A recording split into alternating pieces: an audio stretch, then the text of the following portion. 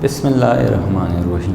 Dear student, today we will start physics of class 9th.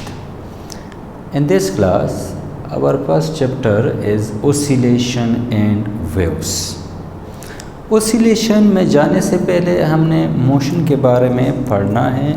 आप लोगों ने class 9 में पढ़ा हुआ है मोशन में कि मोशन के डिफरेंट टाइप्स हैं। यहाँ पर मैंने इसको दो मेन कैटेगरी में तकसीम किया है, एक पीरियोडिक मोशन, एक non periodic motion. Non periodic motion वो मोशन होता है जिसमें एक ऑब्जेक्ट अपने मोशन को रिपीट करता है इक्वल इंटरवल ऑफ टाइम में। The type of motion and which body repeat itself after equal interval of time.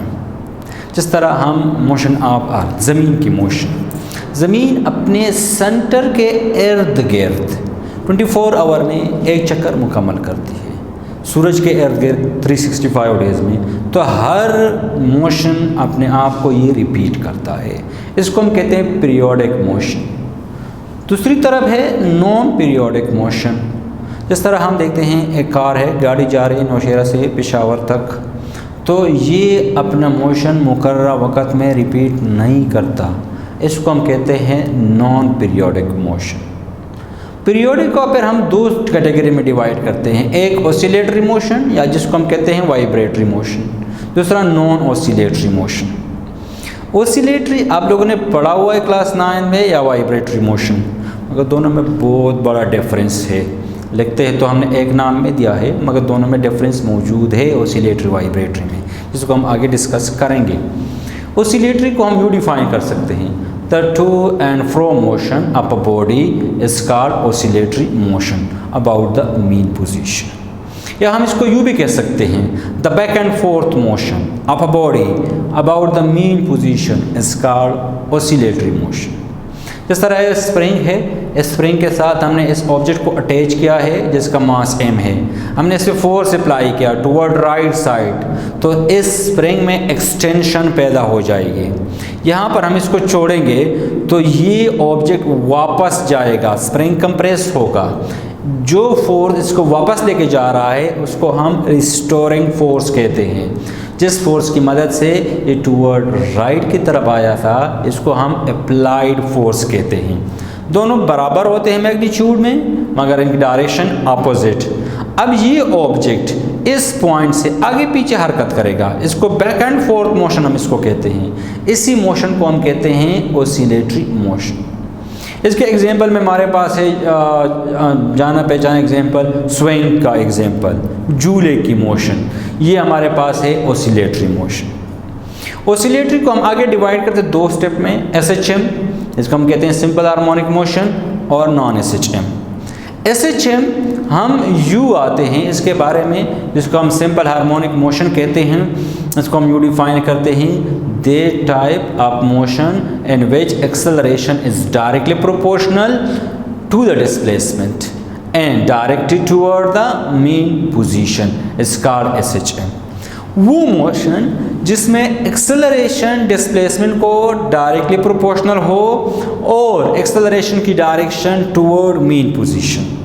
आप लोगों ने क्लास 9 में पढ़ा है Newton second law, whenever force is applied on the body, acceleration is produced which is in the direction of applied force। Acceleration जो पैदा होगी वो फोर्स की डायरेक्शन में होगी, तो इसलिए हमने यहाँ पर लिखा है directed toward the mean position, क्योंकि एक्सेलरेशन जो पैदा होती है along the direction of the force, और उसकी डायरेक्शन मीन पोजीशन की तरफ ही होती है। मैथमेटिकल हम यूँ लिखते हैं, a is proportional to minus x, x displacement, minus sign represent करता है मीन पोजीशन या इक्विलिब्रियम पोजीशन। ये डायग्राम देखे, स्प्रिंग के साथ हमने इसको अटैच किया है मास m, इस पर हमने फोर्स अप्लाई किया टुवर्ड राइट, इसमें एक्सटेंशन पैदा हो गई, ये इसमें ये डिस्प्लेसमेंट x पैदा हो गई। यहाँ पर हमने इसको छोड़ दिया, वापस आ गया, ये स्प्रिंग कंप्रेस हो गया। ये जो सेंट्रल पोजीशन है इसको हम मीन पोजीशन कहते हैं या इक्विलिब्रियम पोजीशन, इसको मैंने O से रिप्रेजेंट किया है। ये राइट जो पीक पोजीशन है इसको हम एक्सट्रीम पोजीशन A से रिप्रेजेंट किया है। ये दूसरा पीक पोजीशन A डैश, ये भी एक्सट्रीम पोजीशन है। मीन पोजीशन पर कोई फोर्स एक्सर्ट नहीं होती, इसलिए हम इसको इक्विलिब्रियम कहते हैं पोजीशन या मीन पोजीशन कहते हैं। हमने इस पर फोर्स अप्लाई किया, यहाँ तक ये ऑब्जेक्ट आ गया, ये इसमें एक्सटेंशन पैदा हो गई है, ये एक्स, ये डिस्प्लेसमेंट ये फोर्स को डायरेक्ट प्रोपोर्शनल भी है, एक्सेलरेशन को भी डायरेक्ट प्रोपोर्शनल है। जितना एक्स ज़्यादा होगा एक्सेलरेशन ज़्यादा, एक्स कम होगी एक्सेलरेशन कम होगी। तो this is called the SHM। इसके कुछ एग्जाम्पल है, जिस तरह अभी हमने डिस्कस किया मोशन ऑफ स्विंग, दूसरा एग्जाम्पल है पेंडुलम। ये बहुत ही यूजेबल एग्जाम्पल है दोनों SHM के। इसके कुछ प्रॉपर्टीज़ हैं सिंपल हार्मोनिक मोशन के, यहाँ पर मैंने लिखे हुए 7 प्रॉपर्टीज़ है बुनियादी।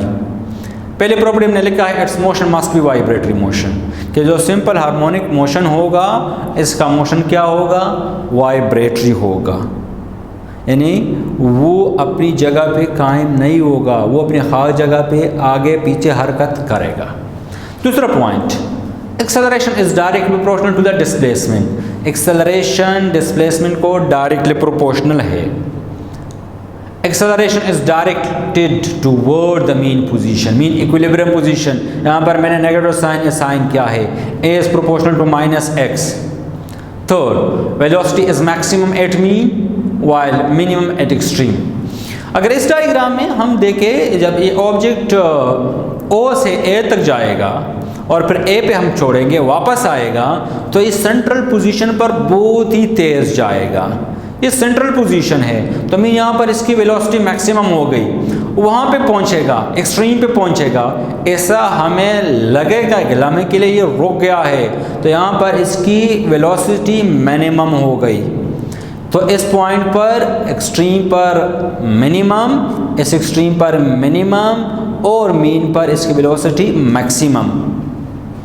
एक्सेलरेशन जैसे कि मैथमेटिकल फॉर्म से ज़ाहिर है, जितना हम दूर जाएंगे एक्सट्रीम पे जाएंगे ये ज़्यादा होगी, डायरेक्टली प्रोपोर्शनल है। जैसे ही हम मीन की तरफ आएंगे डिस्प्लेसमेंट कम होता जाएगा, तो ये भी कम होती जाएगी। तो यहाँ पर हमने लिखा है acceleration is directly maximum eight extreme while minimum at the mean position.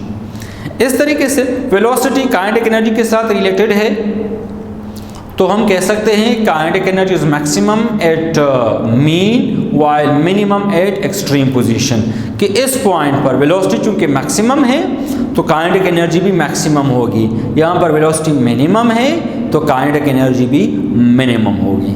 जबकि पोटेंशियल एनर्जी इसके बरअक्स है, एक्सट्रीम पर पोटेंशियल एनर्जी मैक्सिमम होगी, maximum eight extreme while minimum at the mean position.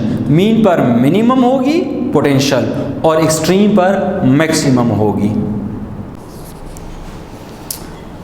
Last topic हमने SHM पढ़ा।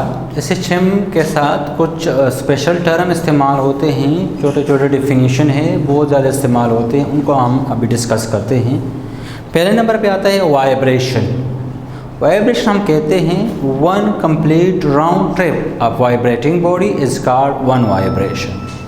ये एक ऑब्जेक्ट है, पेंडुलम वाइब्रेटिंग बॉडी है, ये जब एक पॉइंट पे ले जाएंगे, ए से जाएगा ए डैश तक, वापस ए तक जाएगा, इसने एक ट्रिप मुकम्मल किया, एक राउंड मुकम्मल किया, इसको कहते हैं one vibration.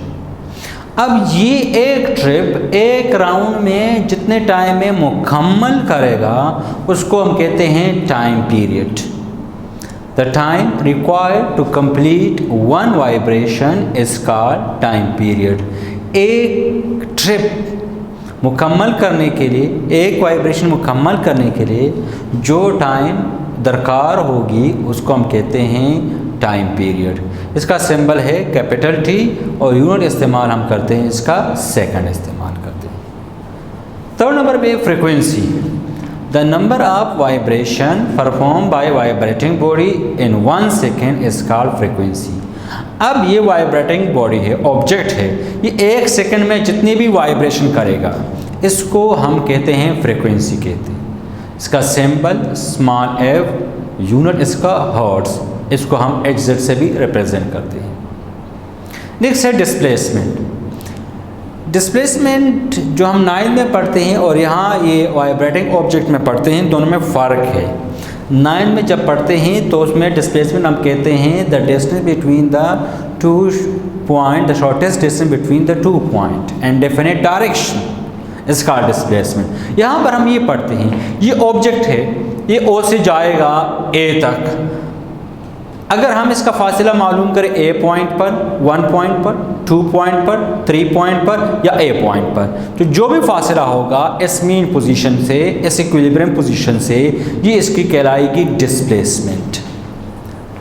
The distance of vibrating body on the either side from mean position at any instant of time.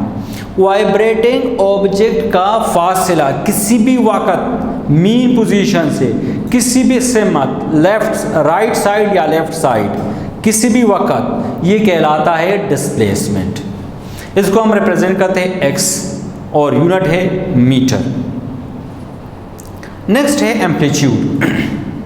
The maximum displacement of vibrating body on either side from mean position is called displacement. यानी जो maximum distance ये cover करेगी, यहाँ से जाएगा कहाँ तक, ए तक जाएगा, यहाँ से जाएगा कहाँ तक, ए डैश तक जाएगा, ये इसका मैक्सिमम फासला कहलाता है। ये मैक्सिमम फासला कहलाता है एम्पलीट्यूड। इसको हम ए से भी रिप्रेजेंट कर सकते हैं या एक्स के साथ यहाँ पर 0 जिसको हम x0 कहते हैं, इससे भी रिप्रेजेंट कर सकते हैं। इसका यूनिट भी मीटर है। तो ये वो कुछ ख़ास टर्म है जो कि हम SHM में भी इस्तेमाल करेंगे और आगे जो हमारे पास टॉपिक्स है उनमें भी हम इस्तेमाल करेंगे। Thank you.